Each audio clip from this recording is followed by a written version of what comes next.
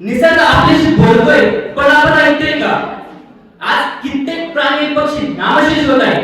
लक्षात ठेवा मित्रांनो, जेव्हा शेवटचं झाड तोडाल, शेवटची नदी प्रदूषित कराल आणि शेवटचा प्राणी मरेल, तेव्हाच कळेल की पैसा खाता येत नाही.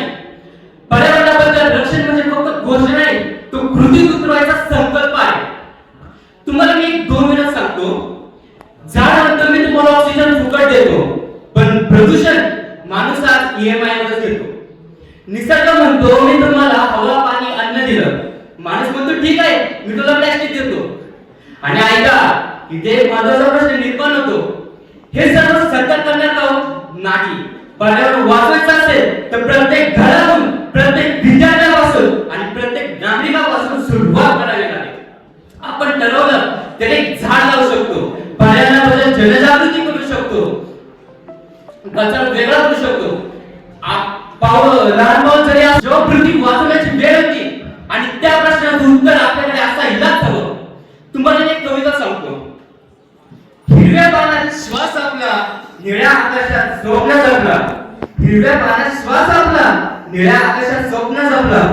नदी बोलते शांत गाणं, पर्वत लागतात तडियाचं गाणं. झाड म्हणते तोडू नका, पाणी सांगतात वाया जाऊ देऊ नका.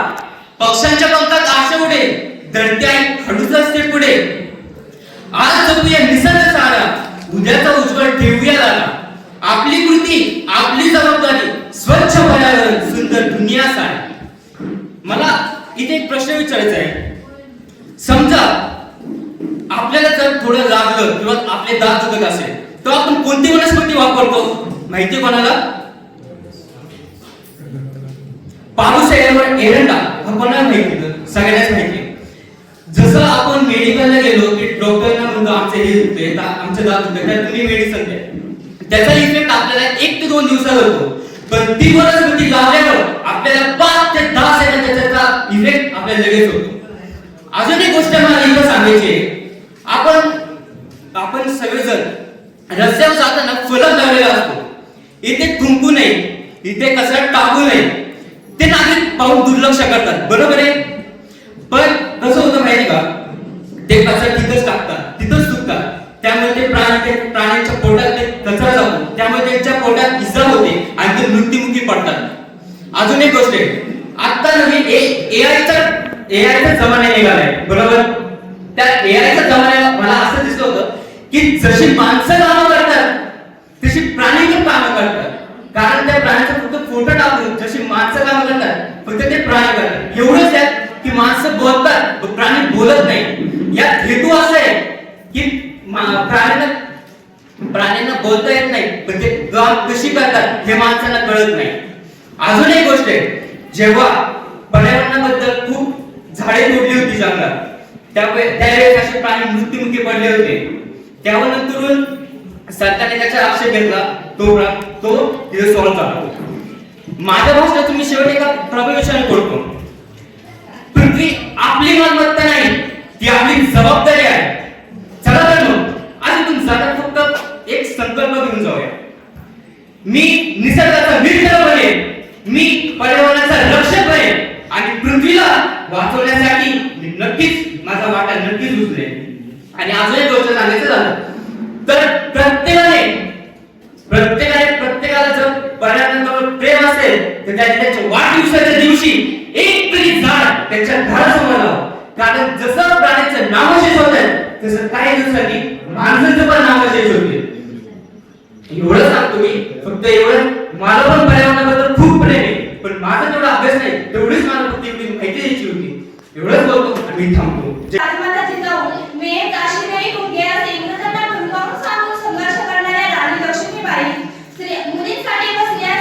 शिक्षणाची द्वारे खुली करून देणाऱ्या सावित्रीबाई फुले अशा प्रत्येक स्त्रियांच्या कार्याला मी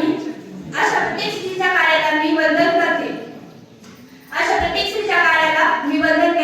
स्त्रीने केलेली प्रगती ही खरोखरच आश्चर्यचकित करणारी आहे.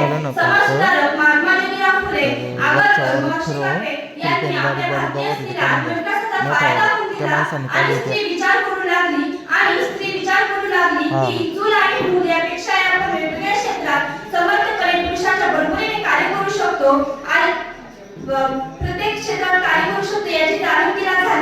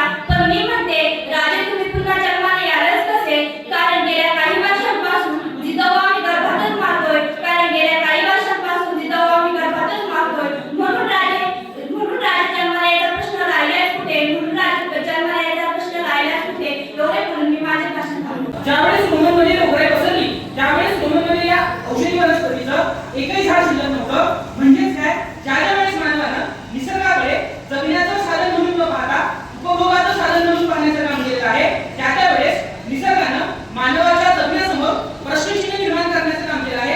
ही गोष्ट आपण लक्षात घेतली पाहिजे. तुम्ही कधीतरी विचार केला आहे का, पूर्वीच्या काळामध्ये रासायनिक खते, कीटकनाशके, बी बियाणे, हवामानाचा अंदाज घेणारी आधुनिक यंत्रणा नसताना सुद्धा शेतकरी आत्महत्या करत नव्हते. कुपोषणाचं प्रमाण सुद्धा कमी होतं व तरुण नैराश्यामध्ये सुद्धा गुंतत नव्हते. परंतु आपण जर का सध्याच्या काळाचा विचार केला तर रासायनिक खते, कीटकनाशके, बी बियाणे, हवामानाचा अंदाज घेणारी आधुनिक यंत्रणा असताना सुद्धा शेतकऱ्यांच्या आत्महत्या अजूनही कमी झालेल्या नाही. इथले तरुण अद्यापही नैराश्याच्या गुंफ्यामध्ये आपल्याला गुंतलेले पाहायला मिळतात. त्याचबरोबर कुपोषणाचं प्रमाण अद्यापही कमी झालेलं नाही. या संपूर्ण घटनाक्रमाचा ज्यावेळेस आपण अभ्यास करतो त्यावेळेस लक्षात येतं की सध्याच्या घडीला होणारा विकास हा पर्यावरण केंद्रित नसून तो भांडवल केंद्रित आहे. जोपर्यंत भांडवल केंद्रित विकासाचं स्वरूप हे पर्यावरण केंद्रित करता येणार नाही, तोपर्यंत पर्यावरणाचा होणारा ऱ्हास आपल्याला थांबवता येणार नाही. ही गोष्ट आपण लक्षात घेतली पाहिजे.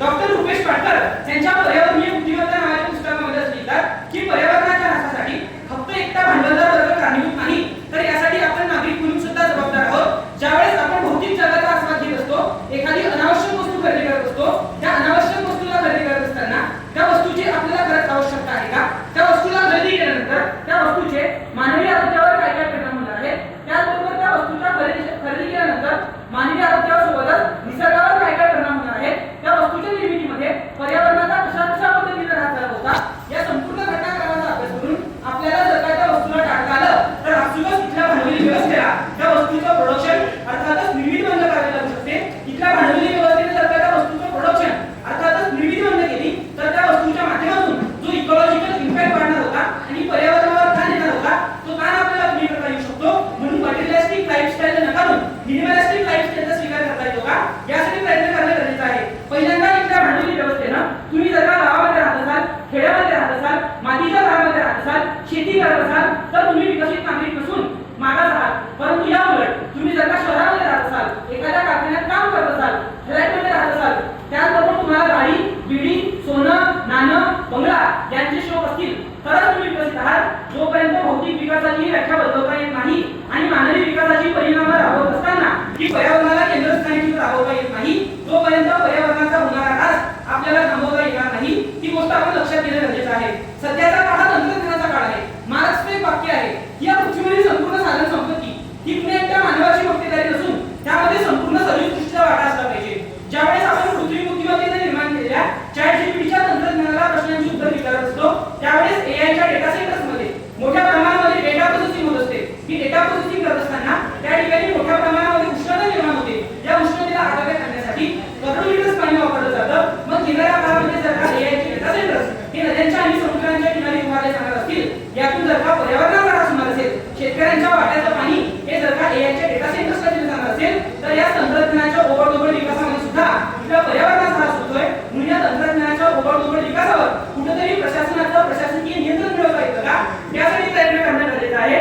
आपण जर का पूर्वीच्या काळाचा विचार केला तर पूर्वीच्या काळामध्ये एक बैल जोडी आणि नांगर 10 शेतकरी वापरत असायचे.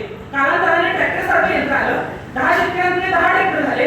10 ट्रॅक्टर झाल्यामुळे 10 ट्रॅक्टरचं इकॉलॉजिकल बर्डन वाढलं, परंतु त्याच 10 ट्रॅक्टरचं इकॉलॉजिकल बर्डन वाढत असताना शेतकऱ्यांची एकमेकांसोबत असणारी सहजीवनाची आणि सहअस्तित्वाची संस्कृती ही त्या ट्रॅक्टरना आणि आधुनिकतेने विलंबित करण्याचं काम केलं. भालचंद्र नेमाडे त्यांच्या ऋषीवाद नावाच्या पुस्तकामध्ये असं लिहितात की इथली आधुनिकता ही कायम तिथल्या परंपरेच्या पोटामध्ये जन्माला येते, परंपरेच्या पोटामध्ये मोठी होते आणि हीच आधुनिकता मोठी झाल्यानंतर इथल्या परंपरेला विलंबित करण्याचं काम करत असते.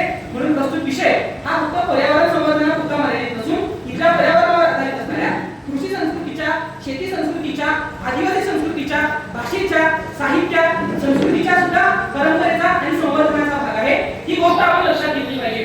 आपण जर का भारताचा विचार केला तर भारतामध्ये डावे, उजवे, प्रतिगामी, पुरोगामी आणि मार्क्सवादी असे विविध राजकीय दबावावर आपल्याला पाहायला मिळतात. पण तुम्ही कधीतरी जर्मनी या देशामध्ये जा, जर्मनीमध्ये ग्रीन एन्व्हायरमेंट पार्टी नावाचा पर्यावरणावर आधारित राजकारण करणारा मोठा राजकीय दबाव त्या ठिकाणी सक्रिय आहे. भारतामध्ये वेगवेगळ्या पर्यावरणवादी लोकांना एकत्र करून अशा प्रकारचा एखादा मोठा राजकीय दबाव तयार करता येतो का आणि राजकारणाच्या माध्यमातून पर्यावरण संवर्धन करण्यासाठी काही प्रयत्न करता येतात का, त्यासाठी प्रयत्न करणे गरजेचे आहे. विकासाच्या नावाखाली, पर्यावरण संवर्धनाच्या नावाखाली शासन विकासाच्या गप्पा मारत असताना ज्या ज्या ठिकाणी विकास येतो त्या